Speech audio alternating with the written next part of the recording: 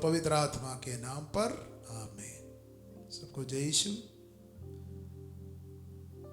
हम क्रिसमस के बारे में मनन चिंतन करते समय भविष्यवाणियां बहुत सुनते हैं। प्रत्येक पाठ पुराने विधान से है, वो यीशु के जन्म के बारे में भविष्यवाणियां हैं। और उसमें से इसायाह नबी का पुस्तक अध्याय 11 का भविष्यवाणी बहुत ही रोचक है, बहुत ही इंटरेस्टिंग है। मैं उसको आपको पढ़ करके सुनाना चाहता हूं। इसायाह नबी का पुस्तक अध्याय 11 पद संख्या 6। तब भेड़िया मेमने के साथ रहेगा, चीता बकरी की बगल में लेट जाएगा, बछड़ा तथा सिंह शावक साथ साथ चरेंगे और बालक उन्हें हाँक कर ले चलेगा। गाय और रीछ के मेल मिलाप, रीछ में मेल मिलाप होगा और उनके बच्चे साथ साथ रहेंगे। सिंह बैल की तरह भूसा खाएगा, दूध मुंह बच्चा नाग के बिल के पास खेलता रहेगा और बालक करैत की बाबी में हाथ डालेगा। समस्त पवित्र पर्वत पर ना तो कोई बुराई करेगा और न किसी की हानि, क्योंकि जिस तरह समुद्र जल से भरा है उसी तरह देश प्रभु के ज्ञान से भरा होगा। बहुत ही इंटरेस्टिंग बातें हैं जो आपको सुनने को मिला है इसायाह नबी का पुस्तक में। क्या आप इन बातों पर विश्वास करते हैं या ये संभव है? कभी आप अपने कल्पना में भी सोचे हैं इन सारी बातें? तब भेड़िया मेमने के साथ रहेगा। क्या भेड़िया मेमने के साथ रह सकता है? आगे चीता बकरी की बगल में लेट जाएगा। चीता और बकरी में दोस्ती संभव है। आगे बछड़ा तथा सिंह शावक साथ साथ चरेंगे और बालक उन्हें हाँक कर ले चलेगा। गाय और रीछ में मेल मिलाप होगा और उनके बच्चे साथ साथ रहेंगे। सिंह बैल की तरह भूसा खाएगा। ये सुनकर के आपको हंसी आ रही होगी, वास्तव में हंसी आएगी। ये संभव है? असंभव बात। ये कब होगा? ये किस बात की सूचना है? किस बात का संकेत है? ये किस बात की भविष्यवाणी है? ये भविष्यवाणी को आप कभी समझ पाए हैं? ये वास्तव में उस बात की भविष्यवाणी है जब भय बिल्कुल नहीं रहेगा, डर समाप्त हो जाएगा। निडरता के भविष्यवाणी है। फियरलेसनेस, ऐसा एक अनुभव मनुष्य करेगा। सफन्या के पुस्तक में हम लोग पढ़ते हैं अध्याय 9 पद संख्या 13 में, वे खाएंगे पिएंगे और विश्राम करेंगे, कोई भी उनको नहीं डराएगा। कोई भी नहीं डराएगा। वे खाएंगे पिएंगे विश्राम करेंगे, कोई उनको नहीं डरा सकता है। ऐसा अनुभव के बारे में भविष्यवाणी है जहां पर भय नहीं रहेगा। इसलिए क्रिसमस का संदेश इस प्रकार शुरू होता है, डरो मत, डरो मत। ये बोल करके क्रिसमस का संदेश शुरू होता है। स्वर्गदूत मां मरियम के पास आते हैं, कुंवारी मरियम के पास आकर के बोलता है डरिए नहीं। और स्वर्गदूत गडरियों के पास जाकर के बोलते हैं डरिए नहीं। और यूसुफ से भी यही बोलता है डरो मत, अपने पत्नी को अपने पास लेके आओ। मत डरने का संदेश है। इसायाह नबी का पुस्तक में हम लोग पढ़ते हैं अध्याय 41 में पढ़ते हैं पद संख्या 10 में, डरो मत, मैं तुम्हारे साथ हूँ, चिंता मत करो, मैं तुम्हारा ईश्वर हूँ, मैं तुम्हें शक्ति प्रदान कर तुम्हारी सहायता करूंगा और तुम्हें अपने विजयी दाहिने हाथ से संभालूंगा। ये डर की समाप्ति कब होगा? When will all fears come to an end? तो क्रिसमस में जो बात संदेश शुरू होती है स्वर्गदूत के द्वारा, डरिए नहीं, तो वही भविष्यवाणी है, पूरा हो रही है। फियरलेसनेस का अनुभव, सारा जो डर है मनुष्य के अंदर, आज जो सारा डर कहां से शुरू होता है? डर का सोर्स कहां है? डर का सोर्स मनुष्य के अंदर मृत्यु से डर शुरू होता है।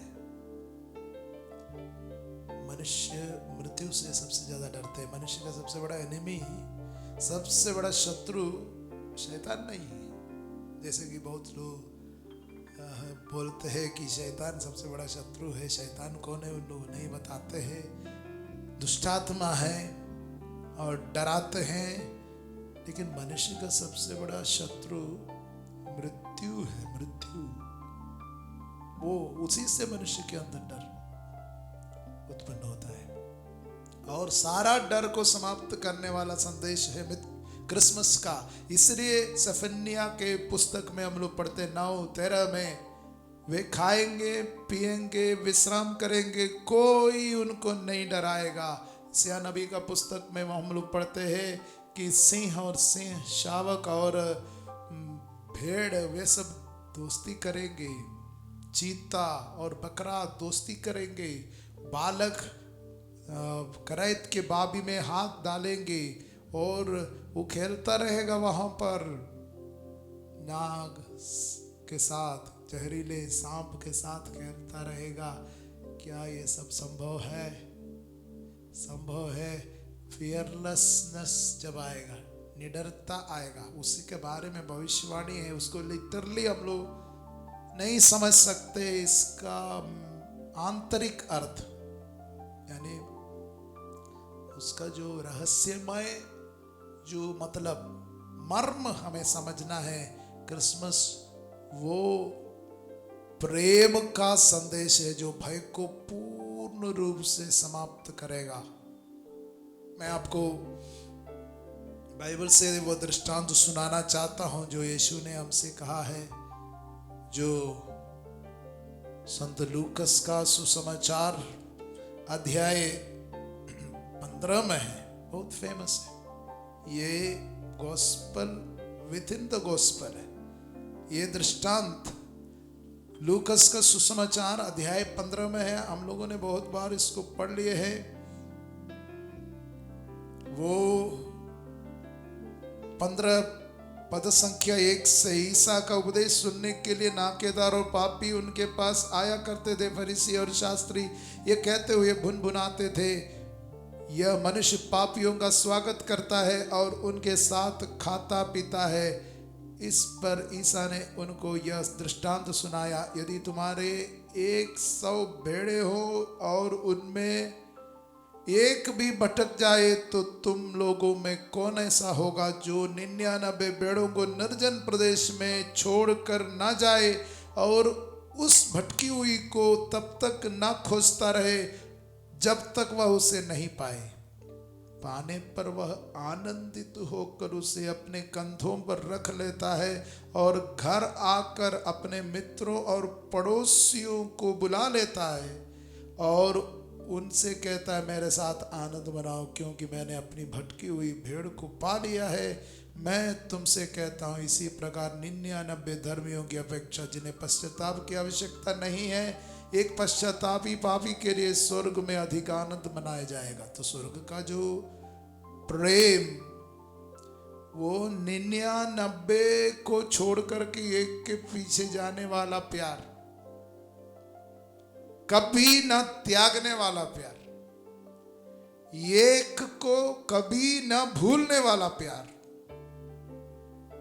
ऐसा नहीं सोचता है गडरिया ऐसा नहीं सोचता है कि मेरे पास 99 है, एक गया तो गया, या भेड़े जो 99 है गडरिये को नहीं बोलता है, एक तो गया है बाकी 99 तो है, अगर उसके पीछे जाने से और तो नुकसान हो जाएगा, इसलिए अच्छा है वो जाने दे, ऐसा नहीं बोलता है, या वो सलाह पर नहीं रहता है। वो गडरिया एकदम ये ठान लिया, एक को बचाना है, कोई नष्ट ना हो जाए, कोई भी नष्ट ना हो जाए। पिता की इच्छा यही है। प्रभु यीशु कहता है कोई भी नष्ट ना हो जाए, खोया हुआ मिल जाए, तब तक खोजता है जब तक नहीं मिलता है। ये प्यार बहुत अनोखा प्यार है, ये बिल्कुल अलग प्यार है, मनुष्य का प्यार है। वो अलग है, ईश्वर का प्रेम बिल्कुल अलग है। इसलिए यीशु ने कहा जिस प्रकार पिता ने मुझको प्यार किया उसी प्रकार मैंने तुमको प्यार किया, तुम मेरे प्रेम में दृढ़ बने रहो। यीशु का जो प्यार मानव जाति के प्रति है वो क्रिसमस में हम लोग देखते हैं। वो छोटा बनने वाला, नीचे उतरने वाला, शून्य बनने वाला, छोटा बनने वाला, नीचे उतरने वाला, शून्य बनने वाला, दास बनने वाला, अभाव को महसूस करने वाला, भूख प्यास को महसूस करने वाला, वो प्यार इनकार्नेशनल मॉडल, मनुष्य अवतार का जो मॉडल। आजकल राजनीति में अनेक मॉडल के विषय में चर्चा है। गुजरात मॉडल, इसके विषय में लोग कहते हैं वैसा मॉडल है, लेकिन प्यार का एक ही मॉडल है, सच्चा प्यार का जो भय दूर करता है, जिसके विषय में योहन कहता है ईश्वर प्रेम है, पूर्ण प्रेम भय दूर करता है, फियरलेस बनाता है। यीशु ने वो प्रेम अपने शिष्यों को दिया और वो प्रेम का आत्मा उन पर भेजा और वे निडर हो गए, फियरलेस हो गए। फियरलेसनेस का विषय, इसके विषय में से नबी ने भविष्यवाणी किया। ये भविष्यवाणी जो बैल और सिंह वे साथ साथ चरेंगे और भूसा खाएंगे, मतलब सिंह, शेर इतना खतरनाक जानवर है, इतना भयानक जानवर है, वो बैल के साथ ऐसा उनका दोस्ती नहीं होती है। ये करैत और सांप इतना जहरीले जानवर है, वो बच्चों के साथ मतलब दोस्ती नहीं करेंगे, बच्चों को हानि पहुंचाएगा। इसलिए बच्चे लोग वहां से हम लोग लेकर के भागते, या जहां ऐसे सांप है वहां बच्चों को हम लोग नहीं भेजते, लेकिन वहां पर उन लोग खेलता रहेगा। यही तो इसे नबी का भविष्यवाणी में है। और हम पढ़ते हैं चीता और बकरी, उनमें दोस्ती, साथ साथ लेट जाएंगे, दोस्ती करेंगे। फियरलेसनेस के बारे में कोई भय नहीं, कोई एक भी भय नहीं, निडरता का विषय वो क्रिसमस के बारे में है। वो प्रेम हमारे अंदर से सारा भय दूर करेगा। अब हमको कोई नहीं डरा सकता है, ऐसी स्थिति में हमको पहुंचाएगा। एक बात तो मृत्यु समाप्त हो जाएगी। वो प्यार इटर्नल लाइफ हमें प्रदान करने वाला प्यार है। इटर्नल लाइफ में हमें भागीदारी देने वाला, शेयर देने वाला, हमारे साथ ईश्वर का जो जीवन बांटने वाला प्यार है। वो प्यार बांटने के लिए आया और वो हमारे अंदर से भय दूर कर देगा, हमेशा के लिए दूर करेगा। उसके विषय में हम लोग वचन में पढ़ते हैं, वो प्यार के विषय में यीशु ने समझाया। Hallelujah, hallelujah, hallelujah, hallelujah. जैसे क्रिसमस इटर्नल होप का पर्व है, होप ऑफ इटर्निटी का पर्व है, वैसे ही क्रिसमस निडरता का, प्रेम का पर्व है, जहां कोई डर नहीं रहेगा। आज दुनिया आतंकवाद की दुनिया है।